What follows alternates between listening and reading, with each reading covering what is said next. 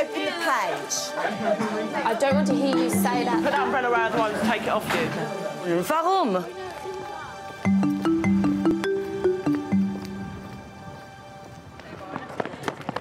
New head of languages, Anna Clark, has a challenge to face. 1 year into her role as a middle manager at Greycourt School in Richmond-upon-Thames, she's about to performance manage a high flyer. Nord. Est. Sud. Chris Rhodes is a fast-track teacher. What is it? He's heading for management himself and has been teaching for just over a year. Anna's hoping John Bailey will guide her through.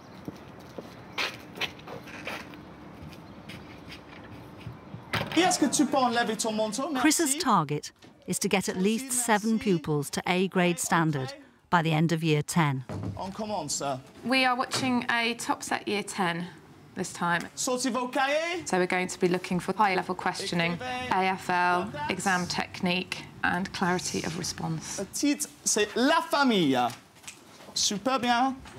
By the end of this lesson, all of you, every single one of you, will be able to identify key points in a dialogue about families. Most of you, yeah, I'm hoping the vast majority, will be successful in answering GCSE reading questions. Chris's top set Year 10 class are 6 weeks into their GCSE course. Extended answers.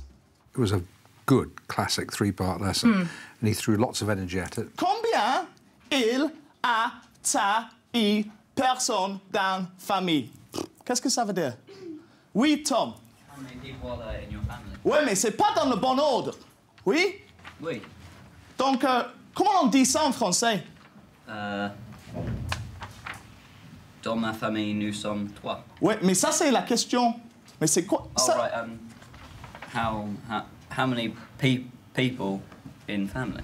Okay. Like translated. They didn't understand that they had to turn the statements into questions. Il faut mettre les mots dans le bon ordre pour créer une question. I've got to admit, I didn't quite understand what we were meant to be doing with the starter, and I was relieved that you didn't either, because I thought, oh, it's not just me. I did. Do you understand what you're doing? No. Well, you put the words in the right order to make the question. Oh, I see. Yeah. Shh. Do you understand? These are all questions that you've been doing. Put a question in the right order. Exactement. Mettre les mots dans le bon ordre. Yeah. But you've got to put that question in the right order. Oh. Yeah. It was one of the few mistakes that he made, was just simply not being clear enough on that one point. Yeah, what are you going to? 3, 2, 1, stop. Use of ICT was good, his slides were good, although one thing he does need to take care of is typos, spelling mistakes, because there were quite a few. On commence ici. Allez. Chris has missed out the de in the first sentence. Allez. Il y a combien personnes dans sa famille? Il y a combien de personnes dans sa famille? Super. Jacob et Tom. Qu'est-ce que tu vas faire en week-end sa famille? Qu'est-ce que tu vas faire en week-end sa famille? Qu'est-ce que tu vas faire? Presque. James, il a raison? Fais voir, fais voir. Qu'est-ce que tu vas faire en week-end sa famille, c'est bien? Non. Alors, qu'est-ce qu'il faut faire? Swap that with that, I think. So, qu'est-ce que tu vas faire? C'est... Weekend en famille. OK. Or en famille, c'est weekend. C'est super, OK? So, you see what you've got to change there? This is a very efficient exam class, isn't it? This is someone teaching children how to pass an exam, and amongst other things. Some of you have got more words than others to fill in the gaps from. OK? What's the key to listening activities? Yes, Carl. Silence. Silence is a very good one. Yes. But what else do we try and do? Slow it down in your head. Slow it down in your head. OK? Listen for gist. Listen for gist. And the big one that I keep going on about? Put it into context. Yes, sort of. He's teaching them how to learn. It's not just that he's teaching them to pass an exam. He's teaching them how to tackle things themselves. So it's not just, I am teaching you these sentences in a foreign language. OK, good. So he's teaching them independence. He's giving them strategies, isn't he? 3, 2, 1, numéro 2. Ma mère s'appelle Cathy. Elle a 54 ans, les yeux marrons et les cheveux bruns. J'aime ma mère parce I think that maybe the independent learning wasn't quite as evident as it could have been, but that's one of the few things, really, that was an area for development. But it looks like quite a static classroom. OK, you think about it for a minute. Come on, son. Come on, wake up, folks. This is what it's all about, yeah? Comment sont tes relations avec tes parents? Yes? J'ai de bonnes relations avec ma famille. Pourquoi? It was one child speaking at a time and led by him. A queue of 29 other children. Yeah. I'm wondering whether the introduction of more group work around the department would allow more children to talk more often. OK. Et qu'est-ce que tu vas faire en famille ce week-end? Ce week-end, nous irons voir mes grands-parents. Nous irons voir nos grands-parents. What's he just said? What did he just say? What did he just say? Come on, someone else. Come on, someone else. Come on. Jamie, say it again. Qu'est-ce que t'as dit là?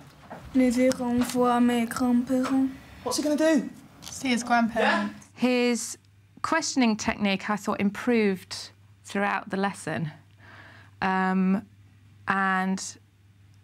it was noticeable during the speaking activity at the end how he was asking different students different questions, phrasing them differently, and it showed his knowledge of their ability and their confidence levels. How can we develop our oral skills? Shh. Shh. I can tell that people are a bit nervous about control issues here. 3 minutes. Every now I hear him saying shh, shh. And yesterday I heard Audrey going shh, shh. And I thought, what's their problem? 2 minutes, travailler à deux. OK? 2 minutes in pairs. Discuss. Go. Shh. Chris has left 2 minutes for the plenary section to discuss exam technique. Discuss the best ways to approach listening activities. Well, just listening class, I suppose. The last thing I read was that you increase knowledge retention by 17% by doing a proper plenary. So it should be more than 2% of the lesson time. So that's quite important, isn't it? And stop. Posez vos stylos. Right. So, what do we need to do in a GCSE reading paper to get those top marks? Yeah? What's the key thing about reading papers? Just try and see if any of the words, like, if you understand any of the words or something. You're quite right. Go on. Anticipation. Anticipation. All right, people, yeah? So we are looking for those extra marks. Every word counts. OK, you've been brilliant. Pack your stuff away. You shouldn't be spending 2 years saying how are we going to get them to talk more, because you've got a lot of talent. Yeah. But there's something... Yeah. Yeah, there's something stopping people. Yeah. I was watching a fabulous language teacher. She does an enormous amount of teaching through games. You know, children will be running around with their whiteboards, giving each other messages to decode and say, hurry up, find out what it means, because I've got to go and pronounce it to her in 2 seconds or else I don't get a prize. Yeah. And they're writing secret messages to each other, and they're standing on chairs reciting their poems. It's, you know, it's as different as chalk from cheese. Although Anna doesn't share John's concerns about teaching to the exam, she does want to encourage Chris to introduce more independent learning. I mean, your energy in the lesson was pretty amazing, and I think that really helped inspire the kids to perform at the level that they did. The questioning, which was one of the areas that we were looking at as far as your performance management target goes, you managed to get in quite a lot of differentiation through your questioning. Yeah. Tailoring your questions to fit the student that you were asking, I thought was done particularly well. The ICT, I thought that the use of PowerPoint was very good. The visuals were nice and clear. You didn't try to do anything too fancy as far as background, so it was nice, good font, good size, nice and easy for the kids to read. One thing that you need to take care about is typos, spelling mistakes on there and so on, because there were a few. But you can correct them yourself anyway, can't you? So, elle était plus, and then think about the adjective endings again, if it's feminine. a few of the kids spotted some of them, and you spotted some of them. Sorry, I've missed an E, Oscar.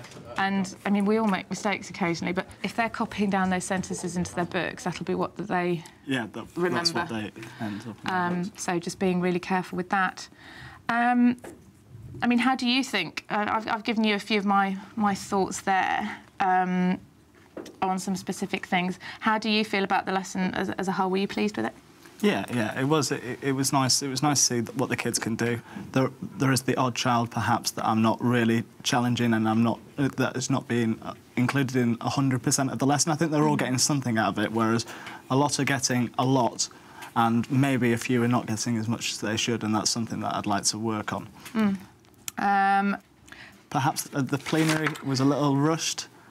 It was a little bit, but not as rushed as I've seen some. I think the fact that the bell went before you'd finished, probably a couple of minutes more would have been enough. A couple of minutes for you to feel that you'd tied it all up. What would you say was the key thing that you'd actually like to focus on from there? Yeah, I think it's handing a little bit of responsibility back to the children, and perhaps I've been told quite often not to work as hard in a lesson situation because I won't last very long. So perhaps the pace doesn't have to all come from me. So perhaps sitting down, you know, giving them more autonomy for their learning without me running around the room and clapping and all singing, all dancing every lesson. I mean, you are an all singing, all dancing teacher, and I think it's absolutely great that you do that. And setting the pace is great. What you need to be able to do now is to set the pace and for them to sustain it.